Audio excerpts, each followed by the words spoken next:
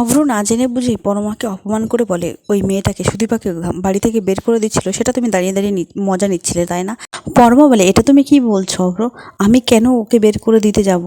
তখন অভ্র বলে, তুমি তো দাঁড়িয়ে দাঁড়িয়ে দেখছিলে, তখন তো কোনো প্রতিবাদ করোনি। এরকম একটা শিক্ষিত ব্রিলিয়ান্ট মেয়েকে বাড়ি থেকে বের করে দিচ্ছিল, তুমি তো কখনো আটকানোর চেষ্টা করোনি। অভ্র যখন আসে সেই মুহূর্তে কিন্তু পরমা চুপ করেছিল, কিন্তু পরমা সুদীপার হয়ে কথা বলেছিল, তখন কিন্তু অভ্র সেটা দেখতে পায়নি। তাই ভুল বুঝে পরমাকে অনেক অপমান করে অভ্র।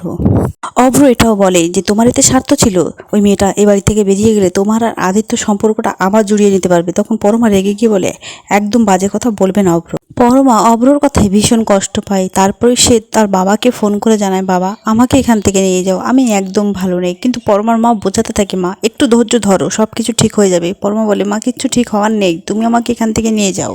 ওদিকে দেখা যায় সুদীপের গ্রাম থেকে দুইজন ভদ্রলোক আসে এবং সুদীপের পিসির সাথে দেখা হতেই সেই চৌধুরী বাড়ির মধ্যে ঢুকে পড়ে। তখনই দেখা যায় বড় মা, মানে আদিত্যর বড় মা এসে বলে, এ কি আপনারা কারা এভাবে বাড়ির মধ্যে ঢুকেছেন কেন? তখন তারা জানায় যে আমরা গ্রাম থেকে এসেছি, মানে সুদীপের বাপের বাড়ির গ্রাম থেকে। তখন তাদেরকে অপমান করতে ছাড়ে না আদিত্যর বড় মা, বলে জোর করে আমাদের ছেলেটার বিয়ে দিয়েছেন। তখন তারা বলতে থাকে, এটা কি বলছেন? ওই পুলিশ বাবুই তো নিজে বিয়ের প্রস্তাব নিয়ে ও বাড়িতে গিয়েছিল। তখন দেখা যায় আরও অপমান করতে থাকে আদিত্যর বাবা তাদেরকে। তখন তারা বুঝতে পারে সুদীপাকে এ বাড়িতে বিয়ে দিয়ে তারা ভুল করেছে। তখন তারা বলে, এ কী বাড়িতে আমাদের সোনার টুকরো মেয়েটাকে বিয়ে দিয়েছি। তখনই দেখা যায় আদিত্য আর সুদীপা সেখানে আসলে তার গ্রামের লোকজন বলে, এ কি সুদীপা, তোর এই অবস্থা কেন? আমাদেরকে এ বাড়িতে এভাবে অপমান করছে, না জানি তোর সাথে কেমন ব্যবহার করে। সুদীপা বলে, না জেনে নিয়ে চলে এসেছো অপমান হতে। তখন দেখা যায় আদিত্য সেখান থেকে চলে যায় এবং সেই লোকগুলো বলতে থাকে, সুদীপা তোকে সাবধান করতেই আমরা এখানে এসেছি, সুন্দর জেল থেকে পালিয়েছে। ওদিকে দেখা যায় ওই লোকগুলোকে, মানে সুদীপার গ্রামের লোকগুলোকে অপমান করে সেখান থেকে বের করে দিতে যাবে। তখনই দেখা যায় আদিত্য কিছু জল মিষ্টি তাদের জন্য নিয়ে আসে এবং সেটা খেতে দিতে গেলেই তারা বলে, বাবা আমরা এখানে শখ করে মেয়েটাকে দেখতে আসিনি, আমরা শুধু খবরটা দিতে এসেছি যে সুন্দর জেল থেকে পালিয়েছে। সাথে সুদীপার প্রতিবেশী কাকারাও বলতে থাকে, আমাদের এত খাতিরযত্ন করতে হবে না জামাই, তবে একটা কথাই তোমাকে বলতে চাই যে আমাদের মেয়েটাকে একটু যত্ন করে চোখে চোখে রেখো। আদিত্য বলে, হ্যাঁ আমি জানি, আমার কাছে খবরটা আছে, সেই জন্য আমি সুদীপাকে সবসময় পাশে পাশে রাখতে চাই।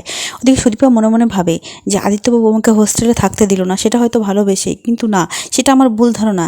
সুন্দর পালিয়েছে বলেই তিনি আমাকে এ বাড়ি থেকে দূরে রাখতে চাননি। সুদীপার গ্রামের লোকজন সেখান থেকে চলে গেলে বড়মার হঠাৎ মাথা ঘুরে গেলে আদিত্য কাছে আসতে গেলে ধমক দিয়ে আদিত্যর বড়মা বলে, একদম নয়, একদম তুমি আমার কাছে আসবে না। বড়মা বলে, এই বংশটাকে নিয়ে এতদিন আমি গর্ব করতাম, অহংকার করতাম, কিন্তু তোমার ছেলে এক নিমেষে সবকিছু শেষ করে দিল। আদিত্য তুমি তোমার সামনে কোনো ক্রিমিনাল আসলে সরি বললে সেটাকে কি ছেড়ে দাও? তাদেরকে কি ছেড়ে দাও? মাফ করে দাও?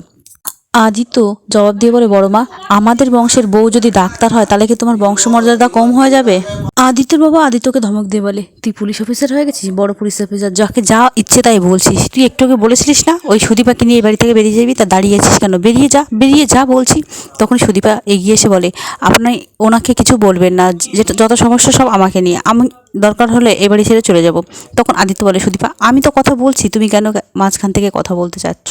আদিত্য বলে, সবাই যদি মেনে নিতে অসুবিধা হয় তাহলে এই বাড়ি ছেড়ে আমি চলে যাব। তখন দেখা যায় বড় মার কাছে, মানে তার নিজের শাশুড়ি মার কাছে এসে বলে, মা ওকে যেতে দেবেন না, ওকে আটকান, বড় মা পাগল হয়ে গেছে। সেটা দেখতে পায় অভ্র বুঝতে পারে যে এই সব কিছু আদিত্যকে আটকানোর জন্য পরমা করছে, কই আমার জন্য তো কখনো এরকম করে না। তারপরে দেখা যায় পরমা সুদীপের কাছে যায় এবং সুদীপাকে বলে, সুদীপা তুমি আটকাও, তুমি আদিত্যকে আটকাও, ওইভাবে যেতে দিও না, আর তুমিও ওই বাড়ি থেকে যেও না, সংসারটা ভেসে যাবে। তখন সুদীপা বলে, তোমার কথাই নয় পরমা, আমি এমনিতে ওনাকে এ বাড়ি থেকে যেতে দিতাম না। সুদীপা বলে, আদিত্যবাবু আমার হাজবেন্ড, আমি চাইবো না এই বাড়ি থেকে সে কখনো চলে যাক, আর তোমার কথাই সেটা তো আমি করবোই না, তবে হ্যাঁ আমার হাজবেন্ডকে নিয়ে তোমার এত না ভাবলেও চলবে। সুদীপা পরমাকে বলে, আমার ব্যাপারে না ভেবে নিজে মন দিয়ে সংসার করো, সেটাই তোমার জন্য অনেক ভালো হবে। সুদীপা আদিত্যকে বলে, আমার নাই তিনগুলো কেউ নেই, কিন্তু আপনাকে ভালোবাসার জন্য সবাই আছে, আপনার পরিবার আছে, আপনি কেন আমাকে ওই গুন্ডাটার হাত থেকে প্রোটেক্ট করার জন্য পরিবারকে ছেড়ে যাবে না? কথার জালে সুদীপা কিন্তু বড়মাকে ভুলিয়ে দেয় এবং বড়মার কথা অনুযায়ী সে সেখানে থেকে যায়। ওদিকে সুদীপা পরমাকে বলে, আমি আমার হাজবেন্ডকে নিয়ে এ বাড়িতেই থাকবো, আর তুমিও দেখো তুমি তোমার হাজবেন্ডকে নিয়ে এ বাড়িতেই যেন থেকো। রাত হলে আদিত্যর মা খাবার লুকিয়ে সুদীপার জন্য নিয়ে আসে আর বলে, রাত জেগে পড়াশোনা করবে, সেটা না খেয়ে তাহলে তো মাথায় কিছুই ঢুকবে না, মা এটা খেয়ে নাও। আর তখনই সুদীপা কিন্তু আদিত্যর মাকে জড়িয়ে ধরে কান্না করতে থাকে।